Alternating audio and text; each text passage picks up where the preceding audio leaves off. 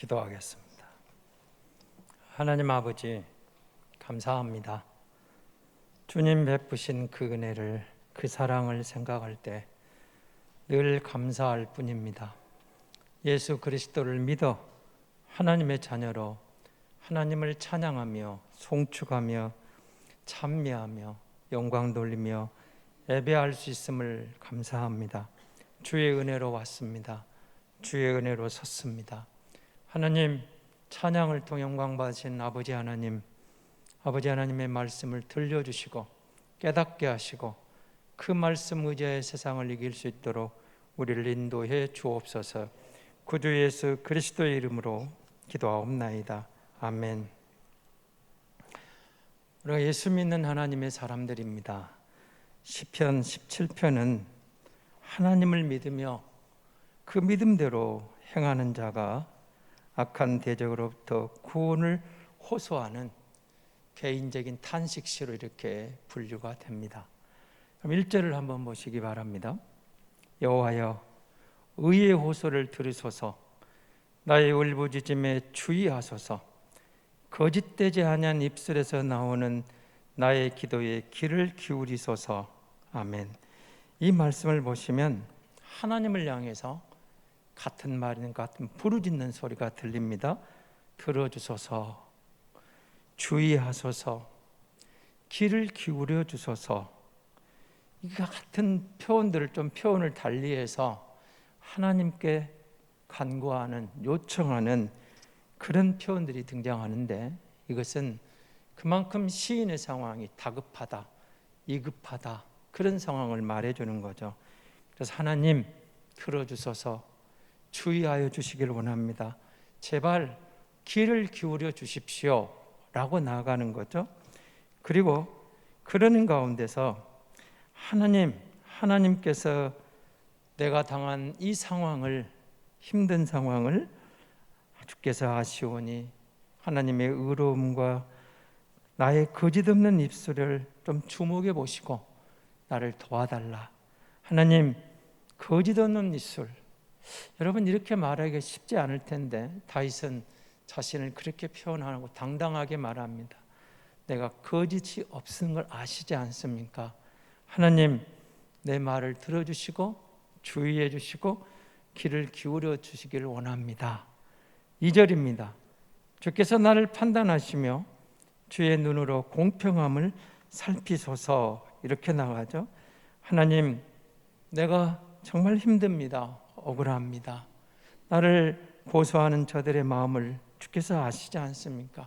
그렇다면 하나님께서 나를 검토해 주시고 하나님께서 나를 공평하게 나를 판단해 주시기를 원합니다. 이렇게 나가는 거죠. 그래서 공의로우신 하나님이 나를 판단해 주시기를 원합니다. 이렇게 나갑니다. 그래서 그는 자신의 결백을 주장하는데요. 3절입니다. 주께서 내 마음을 시험하시고 밤에 내게 오시어서 나를 감찰하셨으나 흠을 찾지 못하셨사오니 내가 결심하고 입으로 범죄하지 아니하리이다. 하나님은 이미 나를 시험해 보셨습니다. 감찰하셨습니다. 나를 조사해 보셨습니다. 그래서 여기 시험하다, 이 말은 금속을 여러분 단련할 때 쓰는 그런 정결하게 하는 그런 연단시키는 동사거든요. 시편 66편 10절에서 이와 같은 표현이 등장합니다. 시편 66편 10절입니다. 하나님이여, 주께서 우리를 시험하시되 우리를 단련하시기를 은을 단련함 같이 하셨으며, 여기 시험한다, 단련한다, 이런 표현이 같은 표현이라는 거죠. 하나님은 놀랍게도 밤중에 시인을 찾아와서 밤중에도 신문하시고 찾아오셔서 조사하셨다는 거예요. 그리고 철저한 하나님의 감찰이, 조사가 있었지만 그에게서 일체의 흠도 발견하지 않았다는 겁니다. 그래서 그는 하나님의 입술의 말씀을 따라 악인의 길을 삼가며 살아왔다고 고백합니다. 4절입니다. 사람의 행사로 논하면 나는 주의 입술의 말씀을 따라 스스로 삼가서 포악한 자의 길을 가지 아니하였사오며, 하나님, 나는 하나님의 말씀의 정로를 벗어나지 않았습니다. 그 길을 따라서 왔을 뿐입니다. 주님의 길에서 벗어나지 않았습니다. 그 길을 굳게 지키며 살아왔습니다. 5절입니다. 나의 걸음이 주의 길을 굳게 지키고 실족하지 아니하였나이다. 말씀의 길을 벗어나지 않았다는 것이죠. 그래서 여러분, 그는 이렇게 이야기합니다. 내 마음과 내 입과 내 행실 속에서 흠없이 살기 위해서 나는 무척 애쓰고 여기까지 왔습니다. 하나님, 이런 사실을 하나님 앞에 고하면서 하나님께서 판단해 주시길 원합니다. 하나님께서 나를 긍휼히 여겨주시길 원합니다. 이렇게 하나님께 나아가는 거죠. 주께서 나를 주장하여 주시기를 원합니다. 자, 6절입니다. 나의 하나님이여 내게 응답하시겠으므로 내가 불렀사오니 내게 귀를 기울여 내 말을 들으소서. 이건 무슨 표현일까? 이런 뜻이죠. 하나님, 내가 주님 앞에 나와 기도할 때 내 기도를 들으시는 하나님, 응답하시는 하나님, 나는 그 하나님께 기도합니다. 하나님께 내 기도를 들으시는 줄을, 받으시는 줄을 확신하고 기도하며 나갑니다. 바울은 우리에게 기도하라, 간구하라 하면서 기도와 간구를 조금 구별합니다. 우리는 같이 쓰는 경우가 많은데 바울은 이렇게 이야기를 합니다. 기도와 간구를 구별하면서 기도하는 사람은 기도를 통해서 자신이 먼저 변한다는 거죠. 그 마음에 주님을 모시고 주님의 길로 들어서고, 간구한다는 말은 자기의 필요를 하나님께, 지금 내가 필요하는 병든 몸을 고쳐주세요, 상한 마음을 치료해 주세요, 우리 가정의 아픔을 이뤄주세요, 물질의 복을 주세요, 자식을 위하여 기도하는 그런 필요를, 현세적인 필요를 구하는 것을 바울은 간구로 표현을 합니다. 그래서 기도하는 사람은 자신이 변하고, 간구할 때 하나님이 그 기도를 응답하실 때 현실의 필요를 충족시켜 주시는 하나님으로 이제 바울은 구별해서 말을 하는데요. 여기서 다윗은 이렇게 말합니다. 7절을 한번 보시기 바랍니다. 주께 피하는 자들을 그 일어나 치는 자들에게서 오른손으로 구원하시는 주여, 주의 기이한 사랑을 나타내소서. 하나님께서는 오른손으로, 오른손은 권능, 권세, 능력이란 표현으로 말씀을 드렸습니다. 기이한 일들을, 사랑을 나타내시는 하나님, 하나님께서 지금 그때입니다. 그렇게 나타내실 때입니다. 여러분, 출애굽한 모세가 이기에 처했을 때 하나님이 등장하시면 문제가 해결되잖아요. 끝나는 겁니다. 지금 나의 현실 속의 어려움 속에서도 주님이 임재하시면 이제 모든 것이 끝나지 않겠습니까? 그런 뜻이 담겨 있겠죠.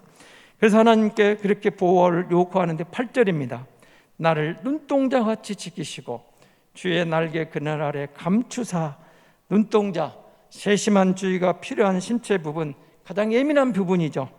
하나님께서 주의 날개 아래 마치 어미새가 새끼를 보호하는 모습처럼 하나님의 보호 아래서 내가 보호받기를 원합니다. 나의 민감한 부분을, 세심한 부분을 하나님이 지켜주시기를 원합니다. 그렇게 표현을 해나갑니다. 그러면서 그는 말합니다. 오늘 10절을 보십시오.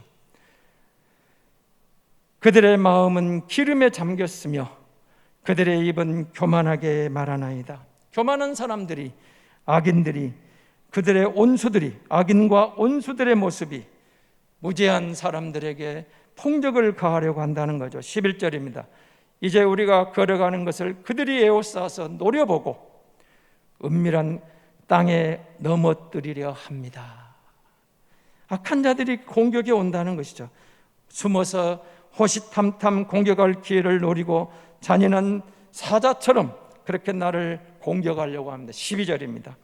그는 그 움킨 것을 찢으려 하는 사자 같으며 은밀한 것에 엎드린 젊은 사자 같으니이다.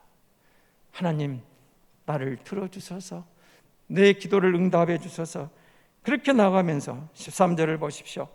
여호와여, 일어나 그를 대항하여 넘어뜨리시고 주의 칼로 악인에게서 나의 영혼을 구원하소서. 하나님, 일어나십시오. 다급하게 치는 것입니다.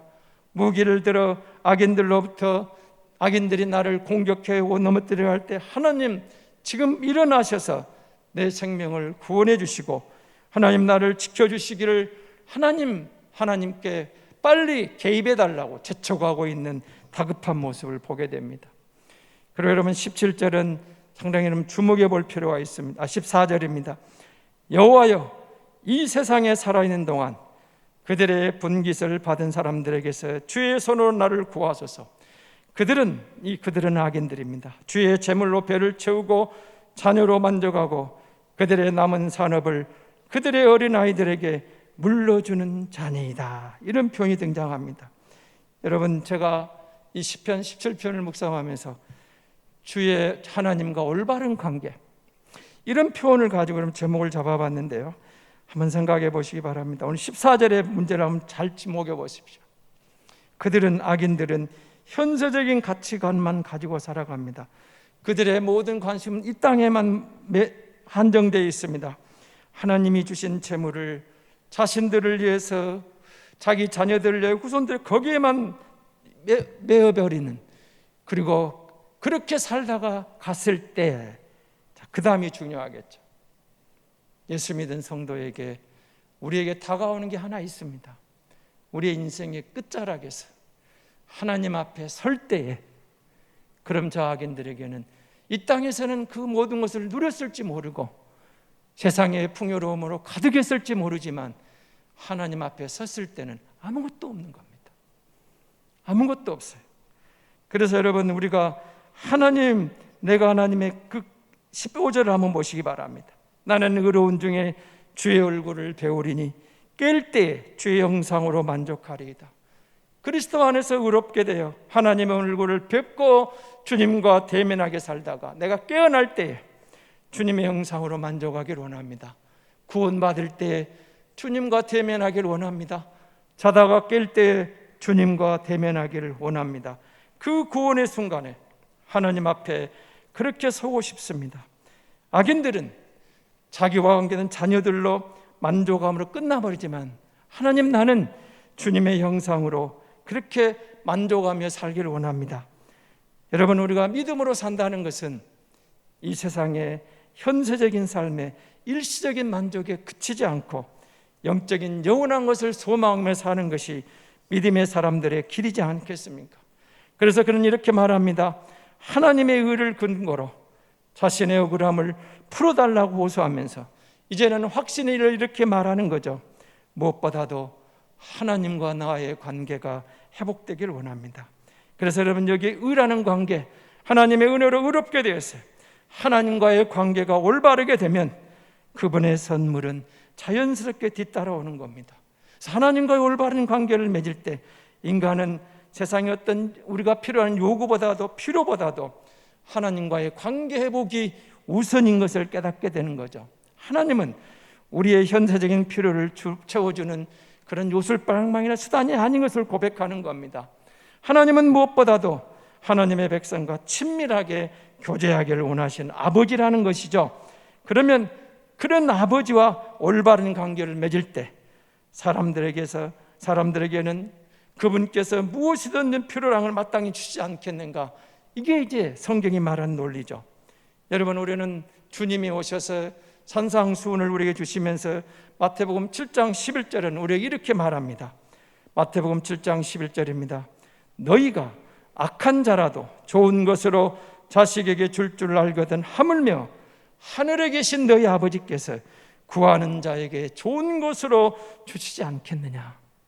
하나님과 올바른 관계를 회복했을 때 하나님이 우리에게 주시는 은혜가 있다는 거죠. 이어서 계속 산상수훈 이렇게 말합니다. 여러분 잘 아는 말씀이죠. 마태복음 6장 33절입니다. 주님이 이렇게 말씀하십니다. 그런즉 너희는 먼저 그의 나라와 그의 의를 구하라. 그리하면 이 모든 것을 너희에게 더하시리라. 하나님과 우리의 관계가 회복되면 하나님께서, 하늘 아버지가 채워주시겠다는 약속이죠. 하나님과 올바른 관계를 회복한 사람은 여러분 어떻게 살아갈까요? 더 이상 죄를 짓지 않게 되는 겁니다. 사실은 여러분, 죄 짓지 않고 살 수 있을까? 여러분, 예수 믿는 고민한 이런 순간이 없었습니까? 한 주간을 돌아보면서, 지난 날을 돌아보면 내가 하나님 앞에 죄 짓지 않고 살 수 있을까? 때로는 그게 불가능한 것처럼 보이기도 합니다. 그런데 주님은 분명하게 말합니다. 우리가 예수 안에 죄 짓지 않고 살 수 있다는 것이죠. 그리고 하나님께서 우리에게 말하는 그 말씀 가운데서 오늘 1절에서 거짓되지 않은 입술이 불가능한 것처럼 보이는데 다윗은 그것을 감히 당당하게 말합니다. 그리고 3절에 보십시오. 하나님이 밤낮으로 나를 살펴주셨는데 죄를 찾지 못했다. 여러분, 대단한 고백 아닙니까? 하나님이 나를 밤에도 살펴보셨는데 하나님께서 나의 죄를, 흠을 찾지 못했다는 거죠. 죄를 지을 수 없다, 불가능한 것처럼 보이는데 주님은 이렇게 말합니다. 내 안에 거하라. 나도 너희 안에 거하리라. 우리가 주의 은혜로 살 수 있다는 것이죠. 여러분, 왜 우리가 성도가 예수 믿고 구원의 감격을 누리는 성도에게 여러분 왜 예수 믿으세요? 한번 생각해 보십시오. 내가 예수 믿습니까? 우리는 이런 생각을 합니다. 내가 예수 믿어 내 인생의 마지막 자락에서 하나님이 심판하실 때 하나님 앞에서 주님이 그 보혈의 공로로 나를 지옥에 던지지 않고 하나님의 은혜로 천국의 영생으로 인도해 가시는 그 구원을 믿기 때문에 주를 따르는데, 그렇다면 여러분, 누가 하나님의 심판을 받고 지옥에 떨어진다고 여러분 알고 계신가요? 죄 지은 사람입니다. 여러분, 죄의 대가가 그렇게 무서운 거예요. 죄의 대가를 알기 때문에 성도는 죄 짓지 않으려고 죄와 싸우는 거예요. 그런데 우리 자신이 연약하여 돌아보면 늘 넘어져요. 늘 실수해요. 내가 죄 짓지 않고 살 수 있을까? 자신이 없어요. 그런데 성경은 말합니다. 할 수 있다고 말하는 거죠. 바울은 이렇게 말합니다. 우리가 주의 은혜로 이걸 감당해낼 수 있다고 말합니다. 다윗은 이렇게 말합니다. 내가 입술로 범죄하지 않기를 원합니다. 그렇게 말하죠. 여러분, 우리가 그런데 이 땅에서 죄를 짓지 않고 살려고 죄와 싸우는 이유가 어디에 있습니까?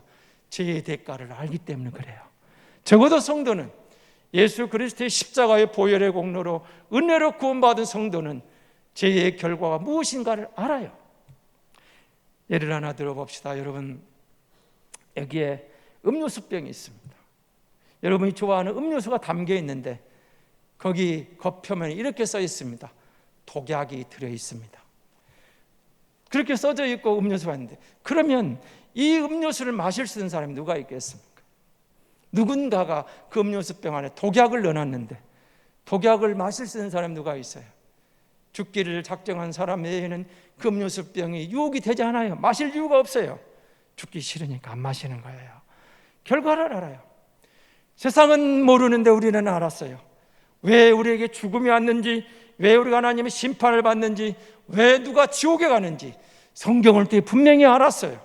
죄의 대가가, 죄의 싹시 죽음이었어요.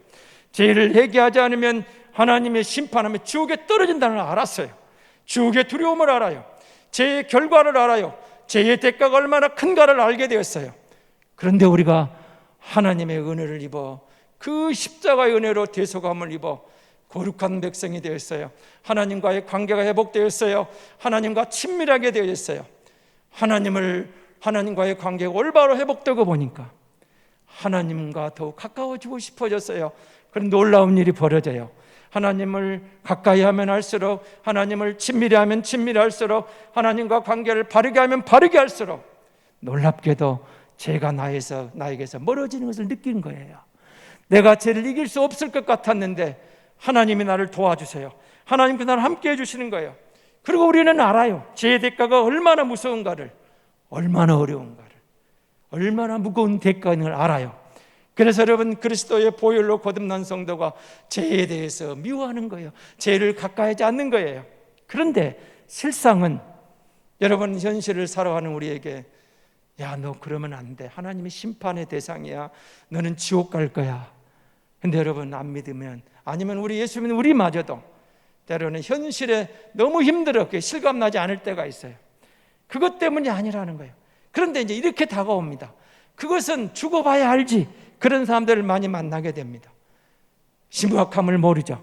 그런데 다윗은 이렇게 말하는 거죠. 오늘 이 본문을 보면 날마다 주님과 대면하는 축복을 누리고 있는데 이 땅에서 내가 죄를 멀리하는 이유는, 분명한 이유는 죄의 대가를 압니다. 죽어서 가는 그것도 문제 있지만 지금 현실 속에서 내 삶 속에서 내가 범죄함으로 하나님과의 친밀함이 깨져버리는 거예요. 하나님과의 친밀함이 단절되어 버리는 거예요. 하나님을 대면할 수 없게 되는 거예요. 그래서 나는 죄를 미워한다는 거죠. 나는 죄를 멀리한다는 거죠. 여러분, 그래서 성경에 나오는 많은 사람들이 이 죄를 멀리하면서 하나님과 동행하는 법을 압니다. 내 안에 거하라, 나도 너희 안에 거하리라. 여러분, 우리가 죄를 안 짓고 살 수 있냐고요? 내 의지는 불가능을 깨달았어요.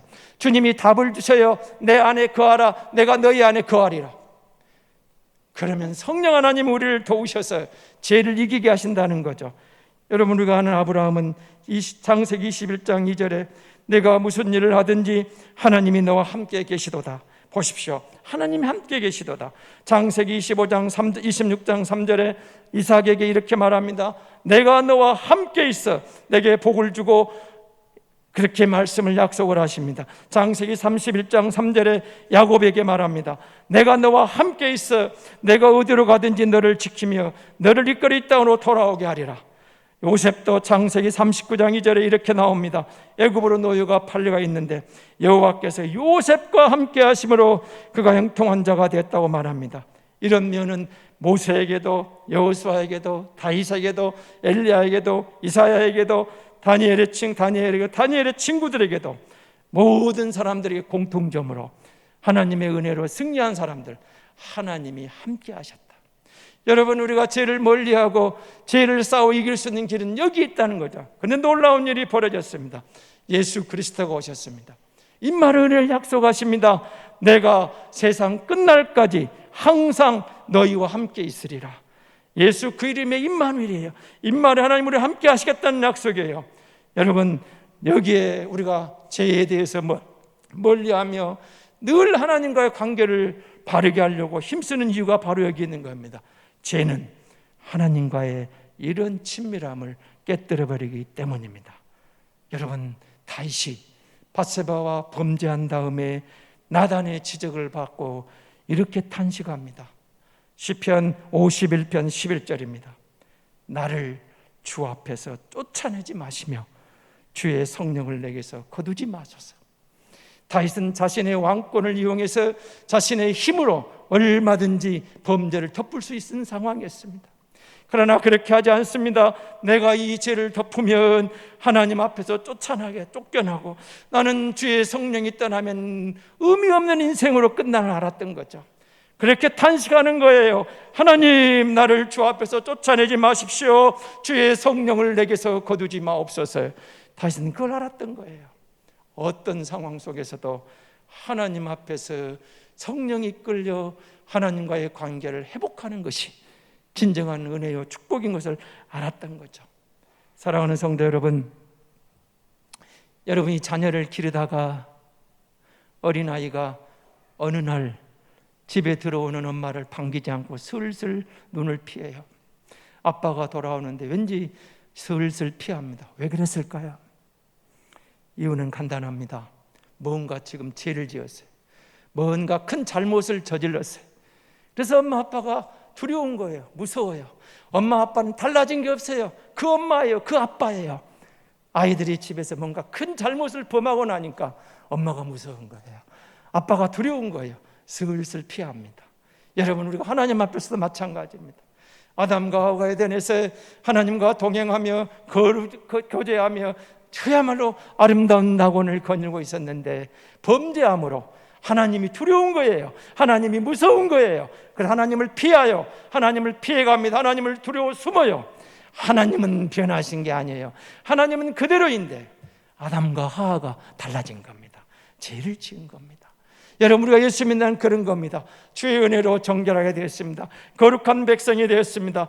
우리가 죄를 지으면 하나님은 그대로인데 하나님과 우리 관계가 이렇게 달라지는 겁니다.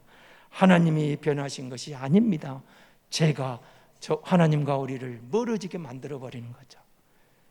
힘들게 만들어버리는 겁니다. 그래서 여러분, 우리가 하나님과 함께하는 것입니다. 그것이 여러분, 하나님과 올바른 관계를 맺는 것이 항상 1번입니다.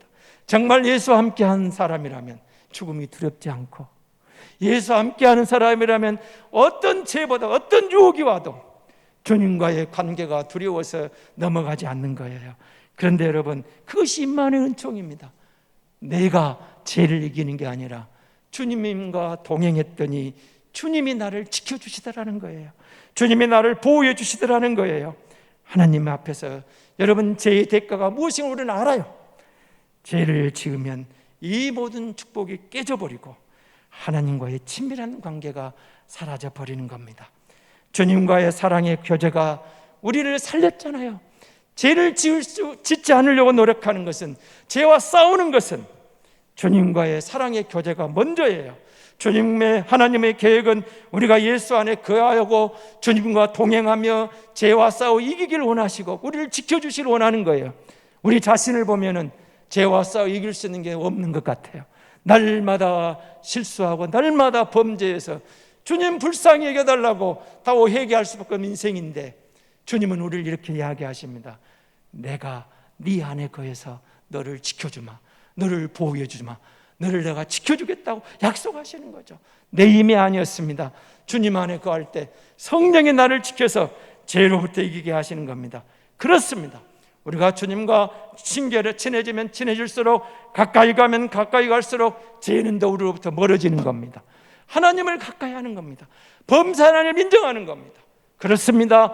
우리가 하나님과 올바른 관계를 맺게 되면 그 주님 앞으로 나아가는 것이 얼마나 좋은지 주일이 기다려집니다. 예배가 그립습니다. 주일이 침이 아니에요. 즐거움이 되는 거예요. 예수님과 친해지면, 주님을 가까이 하면 할수록, 하나님과 올바른 관계를 맺으면 맺을수록 죄는 우리에게서 멀어지고 우리는 죄와 싸워 승리하게 되고, 하나님이 주시는, 아버지 하나님이 주시는 자녀의 축복을 땅에서도 누리게 되는 줄로 믿습니다. 하나님 아버지, 감사합니다. 사랑합니다. 주여, 주께서